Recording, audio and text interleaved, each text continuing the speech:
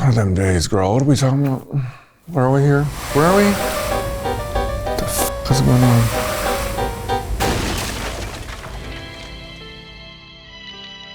We are in the land of green. We're in Oz. We're in Oz. We're in the City. Emerald City. Good witch, wicked witch. Which witch is which? Which witch are you? I'm all the witch. I'm all the witch, bitch. I'm a bit of an LA witch, if you know what that means. It's like, you know, it means I go to farmers markets and collect crystals on Melrose. Hi everyone, it's Raja. And Raven. And you're watching this week's episode of RuPaul's Drag Race Fashion Photo RuView. Magic.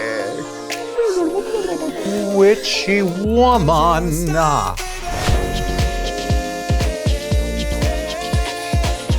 We're gonna be tooting and booting the looks from the main stage, All Stars Season 10 of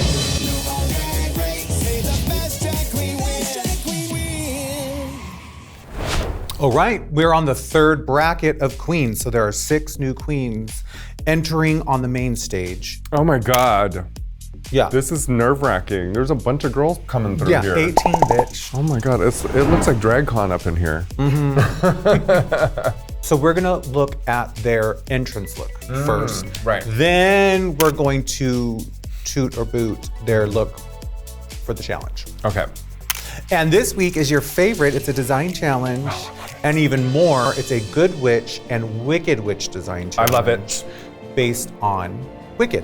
I love it. I love it, love it, love it, love it, love it. Yeah, and Ariana Grande and Cynthia Erivo are the guest judges. Elphaba and Galinda. Oh my God, that is amazing! Did I ever tell you how I spent a whole afternoon with Ariana Grande and didn't know who she was? Because I'm so fucking clueless. I'll tell you another time. Catch an all-new episode of RuPaul's Drag Race All-Stars 10.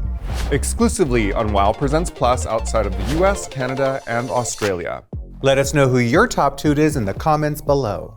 Like and subscribe. I'm really excited to see what they have to say. I'm excited to see what the girls create because I'm not really sure who these girls are yet. Do we know? Are we gonna No, we're gonna find out. One at a time, okay. So let's bring out the queens and see them in their signature drag. Now let's meet the all-stars of bracket 3.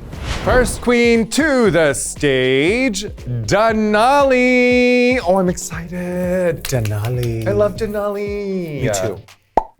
Oh, she came through. Oh, yeah. And she's on fucking ice skates. Oh my God, that's amazing. Yeah. Oh, and her entire look is made out of ice skates. Yeah, incredible. It's sort of a trend that I'm seeing over the last few months, watching Drag Race, watching All Stars, just what the queens are wearing, and using this kind of upcycling concept of using actual tennis shoes or football pads or something to kind of stitch them together as a sculptural wearable piece is something that I really super enjoy watching. It's a great concept. It's perfectly on brand because we all know that Denali is an amazing athlete and skater. This looks like Denali to me, you know? So I think she looks really gorgeous. Absolutely and beautiful. Sexy. That body is glistening and tight and taut and muscular. Yeah, I love this.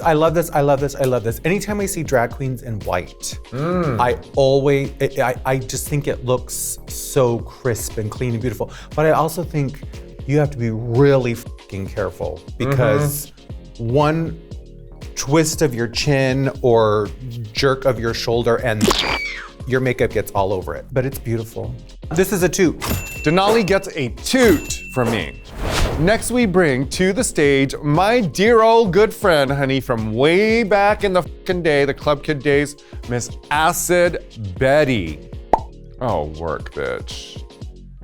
I love that jacket. There's so many wonderful things about this. Acid is an amazing creator and sewer and does really amazing inventive things. And from what I'm looking at here, she's kept it on brand. She knows who she is. She is a queen of a certain age, just gonna say that. So she knows who the she is. She might have helped y'all out, youngins watching, get you to the place where you're at now creatively because once upon a time you saw Acid Betty. I love the story around the collar, the coat, the nails. The colors. The colors, the colors, the colors. I like that bodysuit under it that's got like, you know, masculine. Exaggerated male masculine. Yeah. But my favorite thing is the coat. Yeah, the multi-tiered collar thing. Oh. Yeah, it's kind of like this weird Clark Kent story of like exposure. That's what I'm seeing. Superhero vibes. The shoes are perfect for it. Like, all of this looks good. This is somebody who's done this before. Somebody who has a clear vision of who she is, and she's come back and she wants to let you know once again, hey, it's me, Acid Betty. I give Acid Betty a 2. Toot. Next, we bring to the stage Alyssa Hunter. Trade of all trades of the trade seasons. Beautiful queen. Look at her. I love all of it. I love all of it. I mean, you know, we've seen this. We've seen it plenty of times. It's something that comes back, but I don't think there's ever been a time that we haven't liked it. It's the peaked shoulders. It's the bra that, you know, comes up to a point. It's the straps. Yeah. It's always, this is a good go-to. For any, you know, shape, size, height, whatever, this just is very complimentary. And it's complimentary on her, and I love the hair. It's hot, it's good, it's clean, it's beautiful. She looks great, she looks happy to be back. Yeah. I just naturally, my instinct always goes to this kind of silhouette and texture. I love all those extra strands that are happening, because she didn't just do 1 or 3 strands. She went for the full, she's like the story of this. It's like straight up fringe. This is a gorgeous look. I am turned on by it. Welcome back, Alyssa Hunter. Fierceness. Toot. Toot. Next, we bring to the stage Cynthia Lee Fontaine. I love the skirt. I'm not really sure what's happening with the body part. Yeah. It's like not sleeves. Is it camouflaging something? Did it fall apart? I think that could be edited a little bit. Yeah. Sometimes the girls get too excited and want to put all this volume on it. I'm not saying that this outfit is bad, but it's that centerpiece is distracting. I'm not sure what is going on there. Yeah, and volume should be put in certain places. Right. If she were going for this, it could have been brought up some or down some. It looks strange. I love the collar. Yeah, me too. I love the hair. The ruff around her neck is spectacular. I even love the little touches of the playing cards. Yeah, that middle section. The middle section. It looks like she went to put it on. It didn't fit right, or something wasn't quite correct. So it was supposed to be around here, and she took it off and just let it hang. That's what it looks like to me. It's okay, it's good. Something's wrong. She could have quickly fixed that by pinning a few things up and moving those ruffles to where it would look like it was intentional. I would have pulled it all up just underneath the Right ruff. here. Just put some safety pins or straight pins just to kind of hug the bottom of that ruff so the ruff really stands out. I would have loved it. But it's not an absolute failure to me. I think this is fine. So I'm gonna go ahead and give this a 2.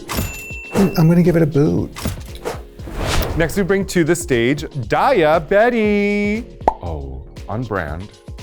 I love it. This reminds me of Monster High. It reminds me of a Bratz doll. It reminds me of a bunch of different things. Yeah. I love the chest piece. And the headphones. I love the headphones. Yeah, everything about this. I'm obsessed with the hair. I haven't seen a girl do hair like this. Like, I think everyone is so obsessed with sculptural. Yeah. That just a really cool kind of edgy bob with, I don't know, it's just like the whole styling of it, the way the stockings are, and then the knee-high Converse that are also heeled.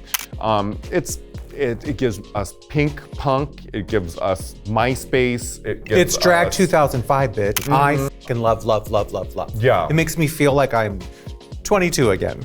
You know what I'm really loving so far is seeing a lot of the girls like kind of work separates. Everyone's not coming in these like built out things that you just put one zipper into. Yeah, there is an art to it. And putting something together that wasn't, you didn't walk in and see it in a store window and say, I'll take everything there and that's how you wear it. Yeah, and who knows, maybe this was something she had designed where someone made all the pieces together. Yeah, But who knows? I fucking love it. It's a 2. It's a 2. And last but not least, Ginger Minj. Ooh, this is exciting. One of the most talented queens I've ever known. I love it. I love the way it looks under the lights. I love that color. Yeah, it's like blood red, coppery also in some lights. It just reflects so nicely. It fits her beautifully. It's very, it's signature. Yeah, it's great. I think it's great. And she loves this hair. This is her type of hair. The big back combed, She's a Southern girl. Yeah, which stick to it, bitch. That's your thing. Do it. She wears it well. I give Ginger Minj a 2. 2. So for their very first challenge in bracket 3, they were teamed up into pairs, 3 pairs of 2, and they had to do a design challenge based off of Wicked. One has to do a good witch, and one has to do a wicked witch. Okay. Which would you prefer? Okay, so we're a pair. We already know you would want to be the wicked one. You think? Yeah, you would. Why? You would want to be the wicked one. Why? Just because you would. Why would you say that? Because you are, Blanche. I want to be a sandwich. I'm starving. I love me a sandwich. So like any other design challenge, they're given materials provided. They have to create these looks in the workroom, and it can't be a literal interpretation of Galinda or Elphaba. It has to be their own creation of their own good witch, their own wicked witch. I love it. I love it. All these different people on here are going to have different ways of expressing and telling a story about which witch they are. And that's what I'm excited to see. Category is Good Witch and Wicked Witch. First, we bring to the stage the pairing of Ginger Minj and Daya Betty. Ginger as Shelly, the Good Witch of the Water, and Daya as Windy, the Wicked Witch of Wind. God damn. Yeah, the theatrics of this are annoying as But they have to do it. I just want to see the looks. I don't want to hear all this and see all of that. No, we've seen enough. Yeah, just let's just see their looks. First up, Ginger as the Good Witch. Well, okay, Ginger's looks that's easy to make. That is probably, I'm gonna say 4 pieces of fabric. One in the front, one in the back, one at the bottom, and one in the front at the bottom. I do like the gloves. That's one of my favorite parts about it, is the gloves. I don't know, to me it's not frilly enough to come off as good. They both looked more wicked to me, personally. I think there could have been things that could have made her a little bit like more good feeling, but then we have to really think about, why is darkness not good? Why do we perceive it that way? You know what I'm saying? That's how I feel. Well, it is. Does she have to be pink and light and baby blue? Because but she's in a the light. thing is even though she is wearing this, it could have been a little more frilly. The way things are cut and put together, it still comes off more wicked. For me, as someone who sews, seeing that panel of fabric on the bottom, that could have been executed so differently. At the very bottom? It could have been rounder. You can actually see the trim of the fabric on the edge there that she didn't cut, which kind of makes it seem like slapped on. If she would have just cut that little bit of trim on the edge there, it would have made it look a little bit more frilly and complete. That's the things that I look at. And the positioning of the drape. Why does the split start on the corner? All the way not behind front? her leg. Yeah, all the way behind her, so she's kind of like, that part doesn't really make sense to me, but that is a technical thing.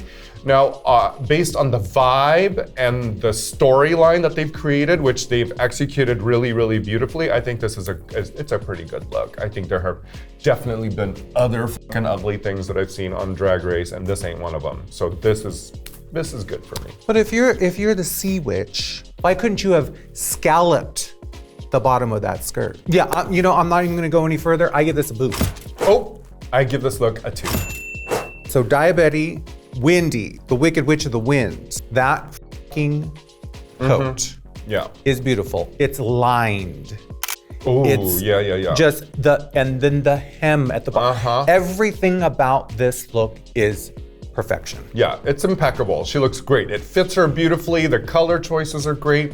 She's really giving me that Wicked Witch vibe that I want to see. The hair is perfect, and she is able to twirl her fabric around to show that she's got a little wind up in her windy. And then the wings, wind. Yep. I feel there was more work, attention to detail, and thought put into this than Shelley. Yeah. Not saying that we're comparing the two, but you know, this is a toot. Yeah, I give this look a toot. Next, to the stage, we bring Cynthia Lee Fontaine and Alyssa Hunter. Cynthia is giving us Doña Linda, the Good Witch, and Alyssa is giving us Bichota, the Wicked Witch. I'm gonna start calling you that, Bichota. You're a pinche bichota puta.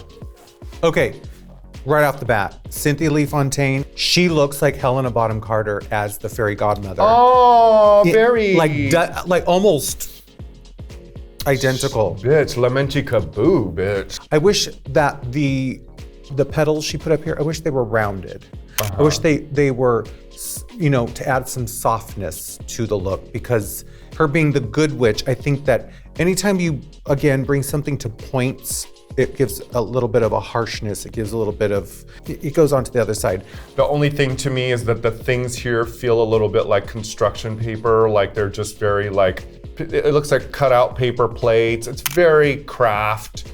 When you're working with something like paper or stiffness, you need to give it a sculptural element. It can't just be this two-dimensional thing when there's all this beautiful 3D stuff in here.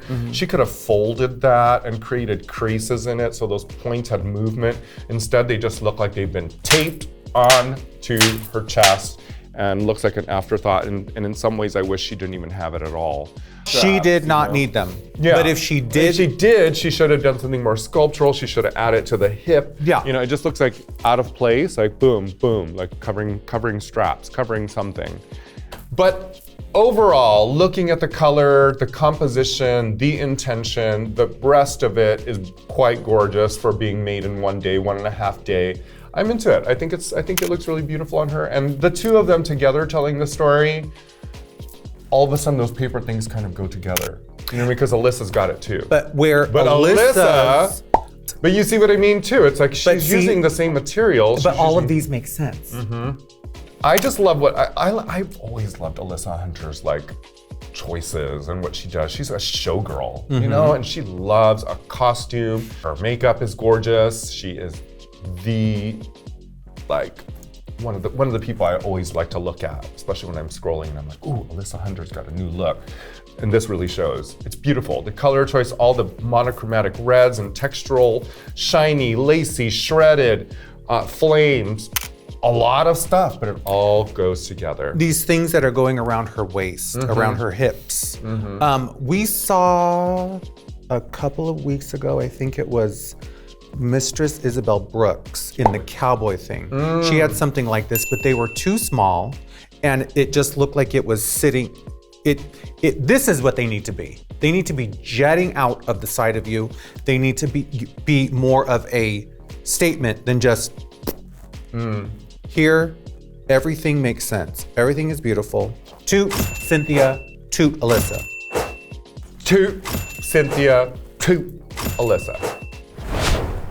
Last, we bring to the stage Acid Betty as Pyra, the Wicked Witch, and Denali as Galatia, the Good Witch. This seems like a pairing and a story made in like Drag Race God Heaven. My favorite thing is her Breathless Mahoney hair. That's my favorite thing is the Breathless Don't we love that? I love seeing that. I love when the girls just wear loose hair. Something that it looks like you can run your fingers through it a little bit, right? And she got lucky. If her and Acid Betty were working together, Acid Betty is actually really, really knowledgeable. And you can see when you put them together that they look like they're part of the same film. They're part of the same story. The accent of the boop. Yeah. You know, and just the way the eye travels, it's like there's a interesting piece happening here, and then along comes here, and then your eye goes this way to the hip, and then it goes down to the floor. You know, the draping of the fabric, the way it goes, like there's a hem. It's beautiful. Yeah. My favorite is everything going on around her neckline. I give Denali a 2. I give Denali, the Witch of the Glacial whatevers, a 2. And then you get the whole opposite with Acid Betty, which is more textural, more fire. The Wicked Witch of Fire. And the entire garment tells that story. I don't care for the big black boot. I really don't. But maybe that's all she had. Spray paint it. But I wish that the boot were different. Yeah, I think the makeup is fun. There's Betty's signature hairstyle, which is, you know, the teased up mohawk, and I love it. I give it a 2. Yeah, it's also a 2. Trend alert! Betty's. Diabetes. Acid Betty. 2 Bettys. Betty. Get in my Betty. Oh, yeah, Betty. There's 2 of them. Our top 2 of the week is Alyssa Hunter as Bichota, the Wicked Witch. The Wicked Witch of what? We have no idea, but she is serving. Alyssa Hunty, bitch. She is serving. Catch an all-new episode of RuPaul's Drag Race All-Stars 10 on Wow Presents Plus. Time to go. Bye, guys.